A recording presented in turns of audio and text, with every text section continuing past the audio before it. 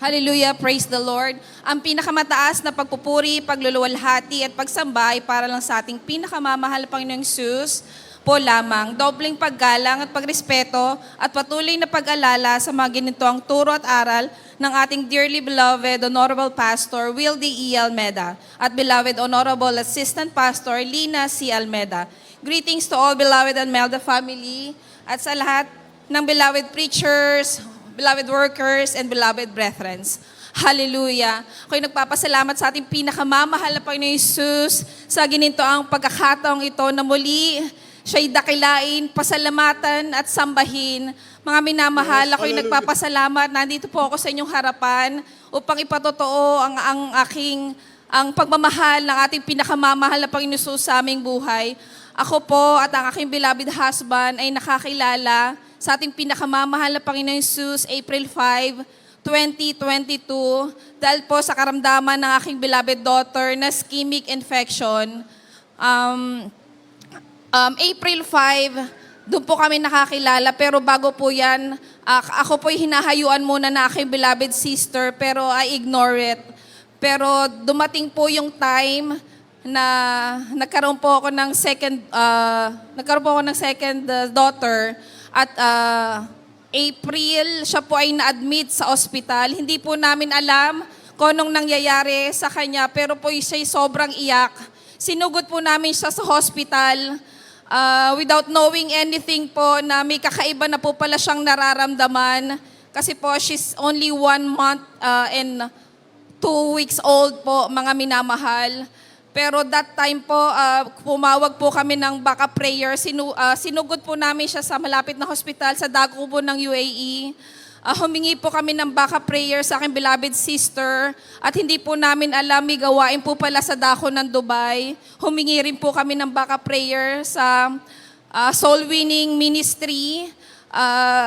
That day po, kami po'y nag-online po para po kami po'y mapatanggap. Pero dahil sa sobra po naming takot bilang magulang, dahil nagwo-worry po kami sa aming beloved daughter, siya po'y nakaratay at na po sa NICU. Hindi po namin alam kung anong gagawin, pero nanampalatay po kami sa ating pinakamamahal na Panginoon Jesus na siya po'y pagagalingin. That time po, April 5, ito po ang aming bautismo sa tubig at tinanggap po namin sa ating pinakamamahal na Panginoon Jesus. At ito rin po ang araw na pinakita sa amin nating pinakamamahal na Panginoon Jesus kung gaano po siya kadakila sa aming buhay. Kung gaano po niya kami kamahal bilang baguhan. Kami po'y namangha. Kasi po galing po kami sa ospital, mga minamahal. At after water baptism, pagbalik po namin sa ospital, hinarap na po kami ng director. Sinabi po niya na, paano nyo kami babayaran? Ang bill nyo sobrang laki. Wala kayong pera, wala kayong insurance. At the same time, wala kayong inaasahang charity na tutulong sa inyo. Paano nyo kami babayaran? That time po, nag-aagaw buhay na po ang aking beloved daughter. Hindi po na, as a parents po, sobrang lugmok kami at umiiyak. Pero lumuhod lang po kami. Tinawag ang ating pinakamamahal na Panginoon Jesus at inasa lang po sa Kanya, mga minamahal. Glass panel lang po ang pagitan ng office ng director at yung garden na nakaluhod po kami na aking beloved husband. Ito po yung first miracle na ginawa sa amin na pinakamamahal na Panginoon Jesus. Nilapitan po kami ng director. Sabi po kasi niya, napaka-imposibleng ilipat namin kayo sa susunod na ospital. Wala pa nga kayong binabayad dito sa unang ospital. Paano kayo tatanggapin sa pangalawang hospital? Pero nagmilagro po ang ating pinakamamahal na Panginoon Jesus. Sinabi niya, don't worry about your bill. We will discuss it later. Hallelujah. Purihin ang iyong pangalan, mahal na Panginoong Jesus. Very smooth po yung transfer niya sa susunod na ospital. Sabi po, ready na po lahat ang surgeon. Sinabi po niya sa amin, We don't have any time to investigate. We need to explore the tummy of your daughter, meaning to say, she needs to undergo 2 major operation, mga minamahal. Bilang magulang on her age, para super bata pa po niya, 1 month old and 1 week po, mga minamahal, para mag-operation po siya ng 2 beses, pero nanampalataya pa rin po kami sa ating pinakamamahal na Panginoon Jesus. First operation po, it was successful sa kabutihan ng ating pinakamamahal na Panginoong Jesus. Pero po yung pangalawang operation, sabi po ng surgeon sa amin, magdasal na kayo sa Diyos na inyong tinatawagan dahil pag wala kaming nakitang healthy intestine sa inyong sa tummy po ng iyong daughter, ay para po siya'y mabuhay, for her to live a normal life, babalik na rin po ang kanyang intestine para po siya mabuhay. Pero po mga minamahal, poor absorption po yun. Pabalik-balik daw po kami sa ospital para agaran po siya ng nutrisyon. Sa bagay na po yan, kami po ay nanlumo, pero hindi pa rin po kami nagsawang tumawag at manampalataya sa ating pinakamamahal na Panginoon Jesus. Natapos po ang second operation sa kabutihan natin pinakamamahal na Panginoon Jesus. It was very successful po, mga minamahal. Sa first hospital po, binigyan po nila kami ng ultimatum na 1 month to settle our bill. Pero hindi pa rin po kami tumigil. Dumadalo po kami sa dako ng UAE. Kahit po wala po kaming pamasahin, 1 way lang po, mga minamahal. Ito po ang kabutihan ng ating pinakamamahal na Panginoon Jesus. Kasi po, pag uuwi po kami, may mag-aabot po sa aming pamasahe. Nagpapatuloy lang po kami sa ating pagsamba at pagdalo sa dako ng UAE, mga minamahal, sa mga baguhan po at datihan. Kahit po mahirap at dumadaan po tayo sa pagsubok. Bilang magulang, napakahirap po. Pero kumapit lang po tayo sa ating pinakamamahal na Panginoon Jesus. Right. Kasi hindi po siya natutulog. Nandiyan lang po siya. Akala natin wala siya, pero mahal na mahal po tayo na ating pinakamamahal na Panginoon Jesus. Talaga lang po natin na ang ating pananampalataya sa Kanya, hindi po siya magkukulang. Unang ospital po, mga minamahal, after 1 month, natapos po yan sa kamamaraanan natin pinakamamahal na Panginoon Jesus.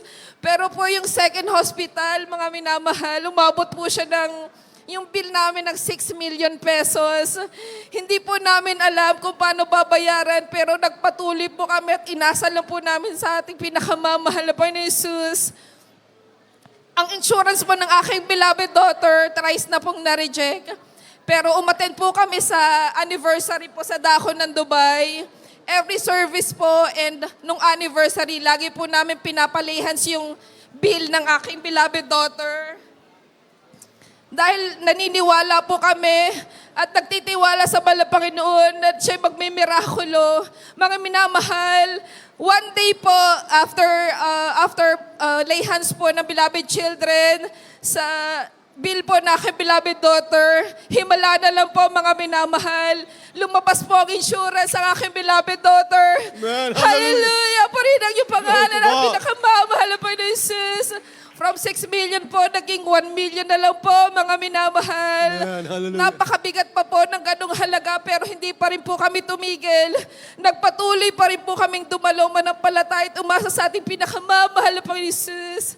Until one day po, mga minamahal, ang pagbibigay po ay siyang susi ng pagpapala. Magpatuloy lang po tayo sa ating pinakamamahal na Panginoon Jesus.